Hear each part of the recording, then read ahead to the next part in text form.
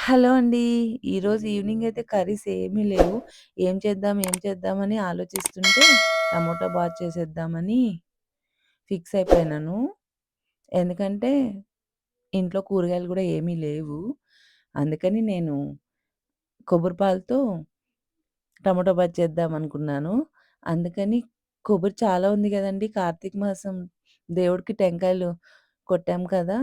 అవి ఆరబెట్టుకునేకి గూడా లేదు. ఎందుకంటే వర్షాకాలం గాబట్టి మాడడానికి అవి పాడైపోతాయి. అందుకే ఒక 4 చుక్కలు ఇచ్చేసాను. మా ఆయనైతే క్లీన్ చేసి ఇచ్చేసాడు. ఇవి చూడండి టమోటాలు ఊటీ యాపిల్‌లాగా అట్లున్నాయి. చాలా బావున్నాయి గదా!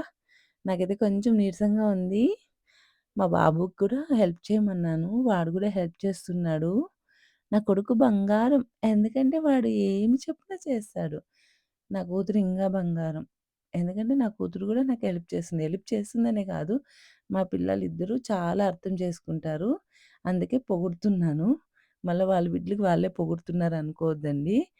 హెల్పింగ్ నేచర్ చాలా ఉంది నా పిల్లలకి. అర్థం చేసుకుంటారు. నా కూతురైతే ఇంకా ఎక్కువ అర్థం చేసుకొని, నాకేదన్నా బాలేకున్నా గూడా బాగా చూసుకుంటుందనమాట. అందుకే నా పిల్లలు అర్థం చేసుకుంటారు అని నేను చెప్పాను. మళ్ళా డబ్బా కొట్టుకుంటాందని అనుకోవద్దండి. టమాటా బాతు రెడీ.